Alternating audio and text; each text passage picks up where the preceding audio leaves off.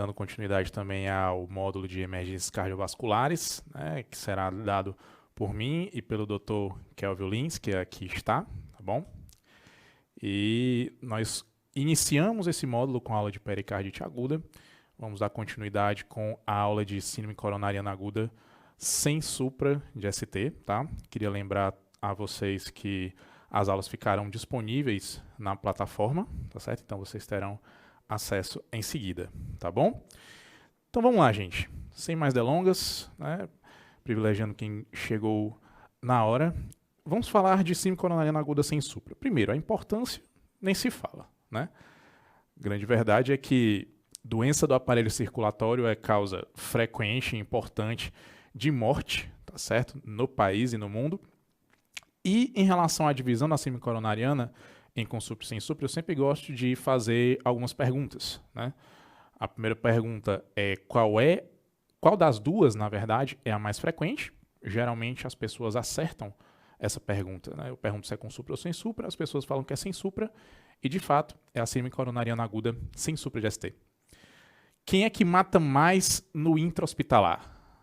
Aí as pessoas pensam um pouco mais e muitas vezes falam com supra. Não, é com supra porque é vaso fechado, então a mortalidade é maior, o paciente vai ter mais arritmia, vai ter mais insuficiência cardíaca isquêmica. Mas a verdade é que quem mata mais é a síndrome coronariana aguda sem supra de ST. Quem mata mais em 30 dias? Sem supra também. E para fechar, quem é que mata mais em um ano? Não, já vou fechar agora, é com supra, é óbvio. Não, é sem supra também. Então, deixa eu entender. Síndrome coronariana aguda sem supra é a mais frequente, é a que mata mais dentro do hospital, é a que mata mais em um mês, é a que mata mais em um ano. Exatamente. O problema vai estar justamente na forma que as pessoas encaram essa síndrome. Quando a gente está diante de um paciente com síndrome coronariana aguda com supra, poxa, todo mundo cai em cima daquele paciente. Tudo é feito muito rápido, o transporte para hemodinâmica é feito de forma rápida. Em locais que não tem hemodinâmica, né, o SAMU é acionado rapidamente, muitas vezes esse paciente é trombolizado rapidamente. Infelizmente, não é o que acontece com pacientes que têm uma síndrome sem supra.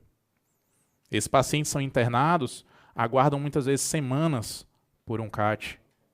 Muito tempo, o que não é para acontecer. Porque uma vez que esses pacientes com síndrome sem supra passam de um determinado tempo, o risco de ele apresentar evento cardiovascular adverso maior, o risco de evoluir mesmo a óbito, ou a arritmias malignas, ou até a apresentar um aumento da extensão da área do infarto, é considerável. Então é por isso que a gente não deve negligenciar os pacientes com síndrome sem supra. Em relação à síndrome coronariana aguda, propriamente dita, né, a gente tem que lembrar que a principal ferramenta diagnóstica é você. É a sua conversa com o seu paciente que diz se o paciente tem uma síndrome coronariana ou não. E uma outra coisa que nós devemos lembrar. Temos que ter cuidado com certos termos, tá? Como dor torácica típica. É um termo que nos faz entender ou que nos faz direcionar o nosso pensamento que uma dor torácica que não se manifeste como os livros falam, não será uma síndrome coronariana aguda. Não poderá ser uma síndrome coronariana aguda. A verdade é que não é bem essa. Existem várias manifestações clínicas, né? Uma sintomatologia que pode ser atípica e pode estar relacionado realmente à isquemia aguda. Tá? Então eu gosto do termo dor torácica compatível. Beleza, você falou porque que você prefere compatível atípica, mas vamos lá. Toda dor torácica compatível representa uma síndrome coronariana? Vamos pegar esse rápido caso aqui como exemplo. Paciente de 48 anos, hipertenso e diabético, refere que após correação silvestre começou um quadro de dor precordial em opressão, irradiando para o membro superior esquerdo com duração de 20 segundos. Ele foi lá, ele contou, né? Associada a leve sudorese. Chegou no consultório do seu cardiologista sem dor e um ECG mostrado se mostrou sem alterações. Pergunta, isso é uma síndrome coronariana aguda? Gente, síndrome coronariana aguda, como várias outras patologias, obedecem critérios. Tá? Esse paciente teve uma dor de curta duração, desencadeada por esforços grandes, por esforços extenuantes. No caso, ele estava correndo ação silvestre. Não é uma dor que aconteceu em secundária a mínimos esforços ou em repouso. Tá? Então, não, esse paciente não tem uma síndrome coronariana aguda. Esse paciente teve um quadro de angina estável. Né? A dor foi desencadeada com uma classe funcional 1, por assim dizer, da Canadian Cardiovascular Society. Outra coisa que a gente tem que lembrar é que, apesar de os livros descreverem bastante a dor que irradia para o membro superior esquerdo, né, a gente não deve esquecer de outras irradiações, né, daquela dor que irradia para a mandíbula e para o próprio membro superior direito, que tem uma razão de verossimilhança positiva superior à dor que irradia para o membro superior esquerdo.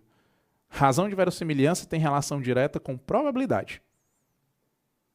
Então, a dor que irradia para o membro superior direito tem maior probabilidade de estar relacionada a uma síndrome coronariana, a isquemia miocárdica, do que a dor que irradia para o membro superior esquerdo. Né? Eletro, gente. Eletro, segundo os guidelines, tem que ser rodado em até 10 minutos.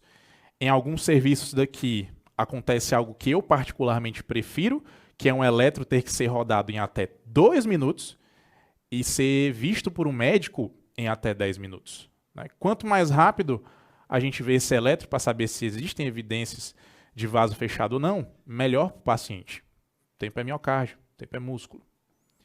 E o que a gente pode encontrar no eletro de um paciente com síndrome coronariana aguda sem supra, por assim dizer? O paciente pode ter um eletro normal, fato. Eletro normal não vai excluir um infarto, por assim dizer. Tá? Pode ser o início ali de uma isquemia em curso.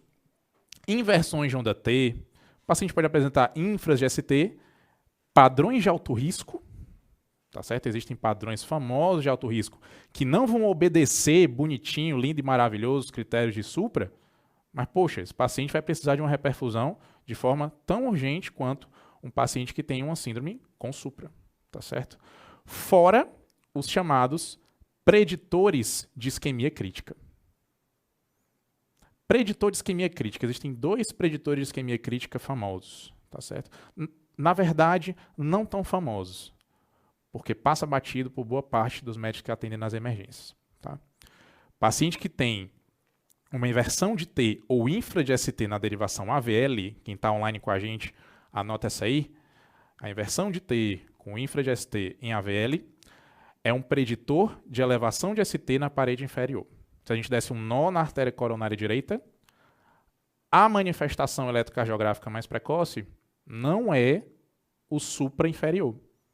É a inversão de T ou infra de ST e ou infra de ST, na verdade, em AVL. Então, muito cuidado com isso, né? Outro preditor importante está lá na parede anterior, né? Onde a gente vai ter uma onda T em V1 maior que a de V6. Tá certo? Se a gente rodar o eletro desse paciente como de um paciente trombolizado, existe uma grande chance das alterações dinâmicas acontecerem de forma mais acelerada. E falando em alteração dinâmica, cuidado com as alterações dinâmicas também. Tá? Eletro é dinâmico, paciente é dinâmico. Aquele eletro que você roda agora pode não ser o mesmo que você roda daqui a 15, 20 minutinhos. Então, a importância de um eletro seriado. Jovem, você seria eletro em quanto tempo? Quanto tempo você tem que fazer? Em meia hora, uma hora? Se a gente fosse colocar uma média, tá certo? Esse paciente vai precisar de 2 a 3 eletros por hora. 2 a 3. Mas sempre mantendo a vigilância no que está acontecendo com ele durante a observação. Paciente piorou a dor, roda o eletro. Paciente melhorou da dor, roda o eletro. A dor está persistindo por muito tempo, roda o eletro. Tá? Eu estou falando de uma média. Lembrem-se disso. Gente, marcador de necrose miocárdica. Eu não falo mais marcadores de necrose miocárdica, eu falo marcador, porque eu só uso esse aqui, né? Troponina. CKMB não se usa a não ser que você só tenha CKMB mesmo.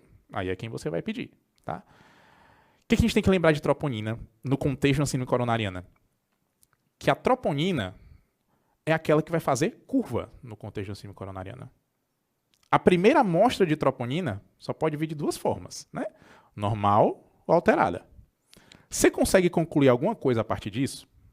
Não. Não consegue. Salvo valores absurdamente grandes. Aí você já fica com algo inculcado na cabeça, porque quanto maior o valor da troponina, maior a probabilidade dela estar relacionada a um infarto realmente, ok? Mas nem sempre é o que acontece. Às vezes essa troponina vem alterada, mas vem pouco alterada. A gente vai precisar solicitar uma nova. A gente vai precisar pedir troponina 4 horas depois? 3 horas depois? Não, não vai. No contexto das troponinas ultrassensíveis, né, a gente pode pedir uma nova 1 hora depois. Tá certo? E essa segunda troponina, de normal, pode continuar normal. De normal, ela pode fazer uma alteração ali maior que 25% a 30% do que o valor original, o que a gente pode acabar, sim, considerando como curva. Ou, se ela vier alterada, ela pode continuar alterada no mesmo patamar, o que a gente chama de alterada crônica. Então, existe uma grande chance desse paciente já ter aquela troponina de base. Ou aquela troponina que já está alterada, ela pode alterar ainda mais ou o valor pode cair. Certo? Tudo isso a gente pode configurar como curva. Então, um valor isolado de troponina, né, muitas vezes não é o suficiente para dizer algo para a gente. Ok? O que a gente tem que lembrar? Infarto tem relação com sintomatologia compatível e uma curva de troponina, como eu acabei de falar para vocês. Se eu tenho curva de troponina e mais nada, o que eu tenho é outra coisa. Eu tenho um processo de injúria miocárdica. Secundária a que são outros 500. Quem diz para você o que está acontecendo é o seu paciente. Prioridade é sempre o contexto. Não importa o exame que você está pedindo. Certo, gente? Lembrar de outras causas de troponina, né, através do mnemônico lá da página Cenários de Eletro, que troponina você seria, né? Então passa por sepse, passa por embolia pulmonar, rins, remédios, especialmente medicações cardiotóxicas, própria isquemia miocárdica, paciente com insuficiência cardíaca, arritmias, né, taquiarritmias, principalmente, AVC e a dissecção de aorta, certo? São causas de aumento de troponina não necessariamente relacionadas a um infarto. Gente, síndrome coronariana aguda sem supra é sinônimo, carne e unha, de estratificação de risco. Joubert, esses scores de risco tão famosos são a única forma de você estratificar risco? Não. Muitas coisas você pode ter como parâmetro para saber se esse paciente é de alto risco ou não. Seja a história, com o exame físico, o próprio eletrocardiograma, sem você botar um score de risco para análise. O próprio eletrocardiograma tem sinais de mau prognóstico. Poxa, paciente que tem elevação de ST na derivação AVR, com mais de 1,5 mm, tem maior chance de desenvolver choque cardiogênico, tem maior chance de desenvolver supra de ST anterior extenso, tem alta chance de piorar no intra-hospitalar, no contexto da síndrome coronariana. E eu não usei um score de risco para concluir isso. Eu usei o que eu vi no eletro. Dor torácica persistente, dor torácica recorrente, isso também não é bacana. A gente tem que levar isso em consideração também. Os scores de risco, como o GRACE, que é esse aqui, né, que avalia a chance de morte ou infarto agudo do miocárdio em 6 meses, é uma ferramenta auxiliar para você. Assim como o Heart Score. Heart Score tem a peculiaridade de você saber qual é a chance desse paciente apresentar um evento cardiovascular adverso em 6 semanas, tá? Para o paciente que se apresenta com dor torácica aguda na emergência. Não necessariamente você está achando ali que é uma síndrome coronariana aguda da vida. Tá bom? Mas é uma excelente ferramenta para a gente usar. Tá? Temos também o TIMI, né, o chamado TIMI Risk, que é um score bem objetivo, que também considera a chance desse paciente morrer ou evoluir para um infarto agudo do miocárdio de fato, ou necessitar de uma revascularização de urgência. Tá bom? Então, eu uso, em média, 2 scores de risco. Eu não tenho o costume de usar um só. Eu uso mais de um. E faço uma análise comparativa. Certo, gente? Terapia medicamentosa. Né? O que eu posso fazer por esse paciente? Ok? Existe aí aquele mnemônico famoso que o povo bota Monabishi, né? Monabishi, onde o mnemônico começa com M de morfina e distribui as medidas de forma totalmente aleatória. O que eu acho uma completa loucura. Para mim isso não existe. Para mim mnemônico tem que fazer sentido, né? M de morfina. Morfina altera a mortalidade só se for para piorar, né? Porque interferir na mortalidade de forma positiva que é bom, não, né? Oxigênio, o O de oxigênio. Pelo amor de Deus, nem se fala, né? O N é de nitrato, que também não altera a mortalidade. Aí você se pergunta, cadê o tratamento de verdade, né? Aí por que eu elaborei esse mnemônico Achei Bom, né? Eu me inspirei no Achei Bom no coordenador desta mentoria, que é o Dr. Calil Feitosa, que no meu primeiro plantão da sala de parada do Hospital de Messejana, ele me puxou para falar de síndrome coronariana, me explicou toda a cadeia fisiopatológica. Aí eu disse, caramba, isso rende um mnemônico.